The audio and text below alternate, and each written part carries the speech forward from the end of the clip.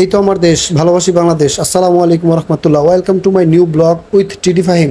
অসাধারণ সুন্দর আমার এই বাংলাদেশ, রূপ বৈচিত্র্যে ভরা এই বাংলাদেশের রূপের নাইকো শেষ। এই কথাটি আমরা সবসময় বইতে দেখেছি, কিন্তু বাস্তবে প্রমাণ পেতে হলে আপনাকে দেশ ঘুরতে হবে, বাংলাদেশটা ঘুরতে হবে, বাংলাদেশের প্রকৃতি দেখতে হবে।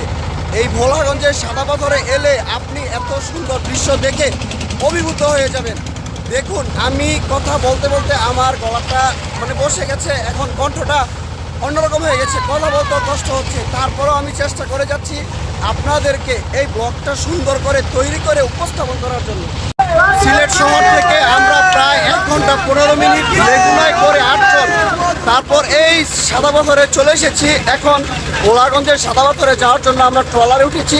সেই ট্রলারে জনপ্রতি ভাড়া হচ্ছে আপ ডাউন 100 টাকা। এই যে আমার সামনে যে এরিয়াটি দেখছেন, এটা হচ্ছে ভোলাগঞ্জ, আর ওইদিকে হচ্ছে নৌকার যেই ভাড়াটা, সেখান থেকে আপনাকে ফিক্সড করে তারপর টিকিট কেটে আসতে হবে। এই পাশটা হচ্ছে ইন্ডিয়া, আর ওই সাদা পাথরে যেতে হয়। অদূরে দেখতেই পাচ্ছেন মেঘালয়, ভারতের মেঘালয় রাজ্যের মেঘালয় পাহাড়ের কোল ঘেঁষে আমাদের বাংলাদেশের এই সমতল ভূমির বাংলাদেশ। এত সুন্দর একটা জায়গা যেটা আপনি না এলে কখনোই বুঝতে পারবেন না। এত সুন্দর একটা প্লেস, এত সুন্দর একটা জায়গা, সেটা আপনার কল্পনার বাইরে, এলে তাহলে বুঝতে পারবেন। দেখুন আমার পিছনে, এটাও হচ্ছে ভারতের একটা অঙ্গরাজ্য, মেঘালয় রাজ্য।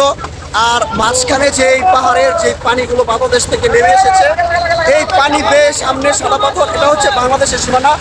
আর আমার এই পাশটাও কিন্তু বাংলাদেশের অল্প কিছু, তারপর মেঘালয়ের অদূরে যে পাহাড়, সেটাও ইন্ডিয়ার সীমানা। হ্যাঁ বন্ধুরা, আমরা কিন্তু এখন বর্তমানে আছি সাদা পাথর। এই সাদা পাথরটা হচ্ছে ভোলাগঞ্জে, যেটা সিলেটের ভোলাগঞ্জে অবস্থিত। আমার পিছনে দেখতে পাচ্ছেন, এই পাশটা হচ্ছে ইন্ডিয়া। আর এই যে পাশটা একটা সীমান্ত, একটা চৌকি দেখা যাচ্ছে, এটা হচ্ছে আমাদের বাংলাদেশের বিজিবি একটা বিওপি বা সীমান্ত ফাঁড়ি। এখানে আমাদের বাংলাদেশের লাস্ট সীমানা।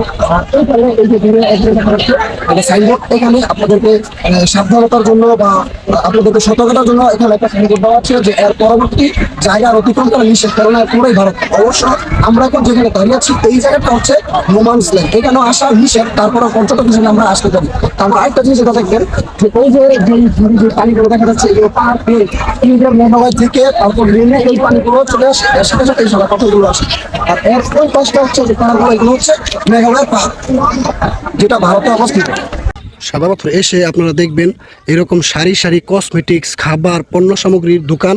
তার পাশাপাশি আপনারা এখানে লকার পেয়ে যাবেন। লকারে আপনাদের মূল্যবান জিনিসপত্র রেখে তারপর আপনারা এই সাদা পাথরে ঝর্ণার যে পানিগুলো, এই পানিতে আপনারা গোসল করে নিতে পারবেন। প্রকৃতির মায়া, বাধা, বিপত্তি, দুর্যোগ সবকিছু উপেক্ষা করে এখানকার মানুষ জীবিকা নির্বাহ করার জন্য সবসময় তাদের জীবন বাজি রেখে তাদের জীবিকা নির্বাহ করে বিভিন্ন কাজের মাধ্যমে। তার মধ্যে নৌকা চালানো একটা অন্যতম মাধ্যম। একটা কথা মাথায় রাখবেন, এখানে কিন্তু আপনারা নৌকা ভাড়াগুলো আপ ডাউন করে নিয়েছেন, তাহলে আপনাকে কি করতে হবে, নৌকার মাঝির মোবাইল নাম্বারটা রেখে দিতে হবে। ঘোরা শেষে তাকে ফোন দিয়ে ওই নৌকায় করে আবার চলে আসতে হবে। একটা আনন্দের খবর, আমি এখানে এসে হঠাৎ করে আমার এলাকার প্রাণপ্রিয় ভাইদের সাথে দেখা হয়ে গিয়েছিল। এরা আমাকে অনেক সাপোর্ট দেয়, আর আমার এদেরকে দেখে খুবই ভালো লেগে গিয়েছিল।